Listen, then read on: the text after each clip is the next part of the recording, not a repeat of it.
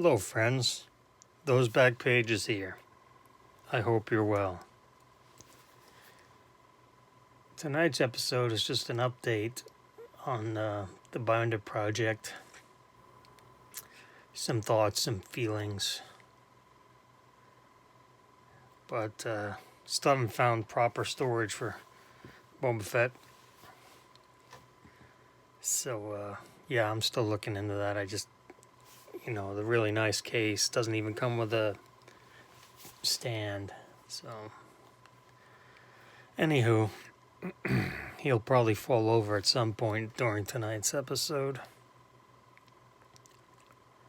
Alright, well, first, I watched last night. Been really busy, so falling behind on videos when real life gets in the way. Baseball collector Mike, he and card cutter Garrett had a sit down last week. It might have been, I'm not exactly sure, but it's one or two videos ago on Mike's channel. And I can't remember the title of it, but Real Talk would be a good title for a new series, Mike, if Mike wants to go ahead and create yet another series. But Real Talk, and that's how I looked at it. They, had a real talk about collecting and everything, the ins and outs of it, and doing it for a long time. And I really recommend you go check that out. Put it on, give it a listen, put it on in the background while you're searching eBay or working or whatever you may be doing. So, I got in a lot, as in not a lot, but a lot of cards from one seller, well, two sellers, but only the last three cards are from another seller. So,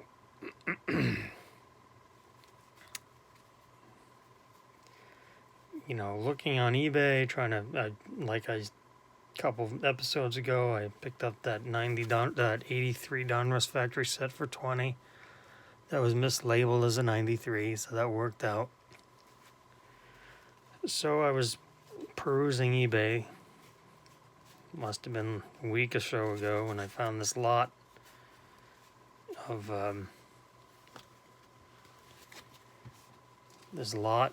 9 cards. 3 Sandbergs, 3 Gwynns, 3 Bachs. Just buy it now, best offer. Buy it now of, I think it was $59.99. It was $49.99. So I offered $36. $4 a card. I mean, they're not gradable. If, everything is gradable, but they're not gradable if you're looking for high-end stuff. But, the Sandbergs aren't bad, but the Gwynns are poorly centered. The corners are a little mushy. Same for Boggs. I mean, they're for the Binder project. This is the Binder project. I'm fortunate enough to own PSA 9s of these cards as they are. But for the Binder project, I want something nice that presents okay and it looks good in the sheets. That's what she said. So, anyway, so $4 a piece. I sent the offer. He accepted. It's like, that's great. So I picked that up. Same seller had a lot. 4-card lot of Canseco's. And it's only looking for 3, but he had a 4 lot.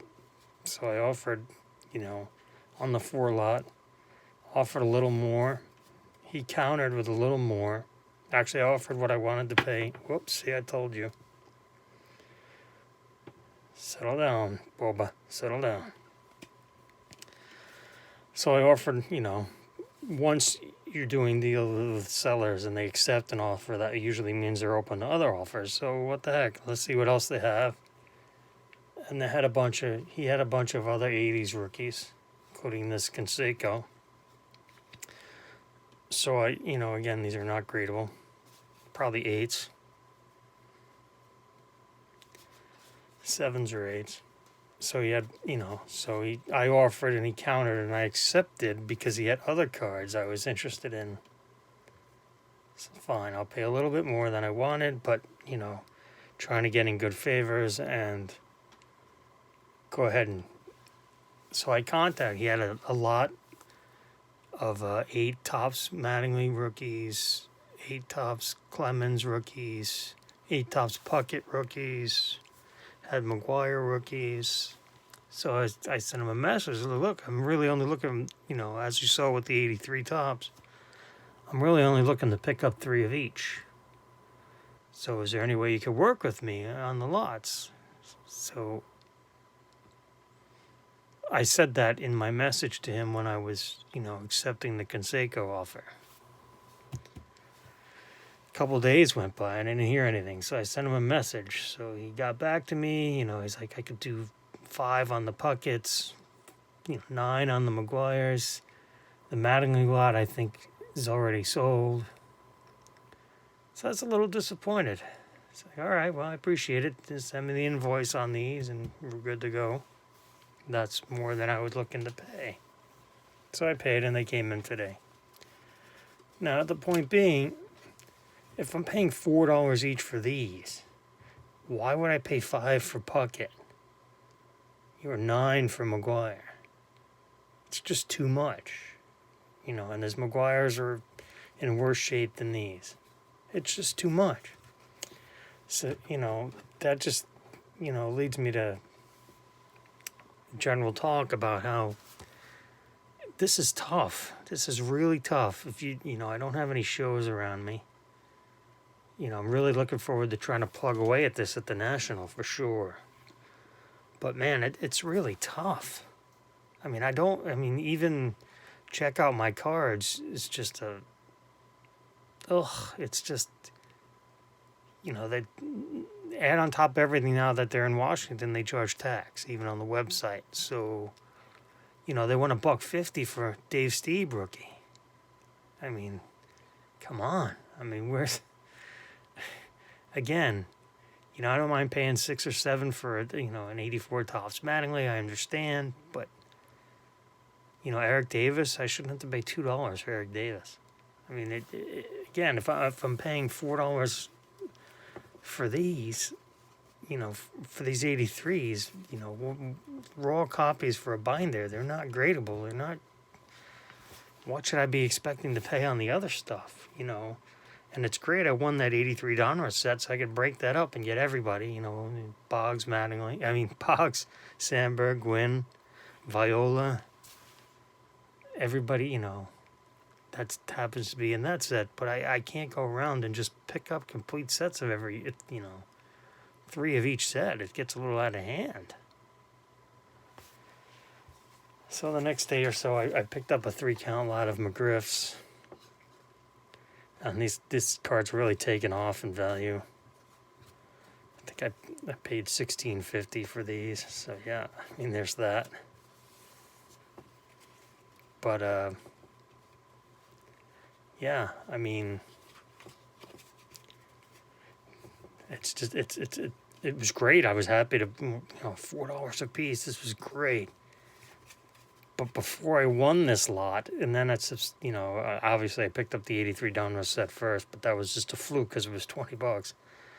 But before that, I was like, all right, I'm just going to do, 86 to 91, the junk wax era. I'm just going to, tackle that for all the rookies. That's easy enough. Pick up Donruss, the rookie sets. Those are no problem. They're not expensive at all. And you pick up the set, you got everybody. Same thing with late 80s Fleer Update, Topps Traded. All that stuff is very affordable. But, when you start going 84 and earlier, like the 84 Fleer Update set is it's out of hand. It's insane. And at this point, from the 84 Fleer Update, I wouldn't buy a raw Clemens, Puckett, or Gooden for that matter. Those were heavily counterfeited. And, actually it was a little bit of a worry of mine with these Cansecos. because these Conseco's is a heavily counterfeited card, but I could look it up. I'm fine with these. I mean, the seller had a bunch of 80s stuff, so I don't, I'm fine with it. But for the 84 Mattingly, I'm not going to buy an 84 Donruss Mattingly Raw. That's just, I'm going to try to pick up a 6 or a 7 and pop it out. And that's another thing I wanted to talk about. If any of you guys have experience in cracking slabs, there's really that's something that needs to be on YouTube. There's really none. That I found a YouTube video of cracking out a hollow flip PSA Pokemon card. But that was a couple of generations ago. So, all right. Well, sorry about I have not had a good night, and I had a seller. I sent out a bunch of offers to one seller, and he maybe 15 different lots, for what I expect to pay, and he responded to each and every one of them to something to the effect of, "Why are you wasting my time? This is a horrible offer," or something. But again, I mean, it's cardboard, guys. It's cardboard. It's not precious metals. It's not precious gems. It's cardboard. It's going in a binder. It's not like I'm not sending this to PSA to get a PSA 10 to bend you over. It's cardboard, guys. So yeah, I mean, sport lots is another hot mess as far as buying singles with shipping. Every seller you buy, you've got to pay shipping. Yada yada yada. All right.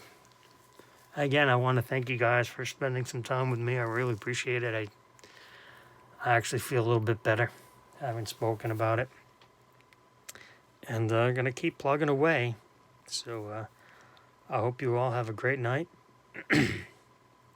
As always, you matter. Always learning.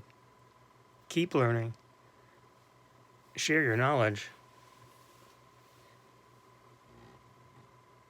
And love Boba Fett.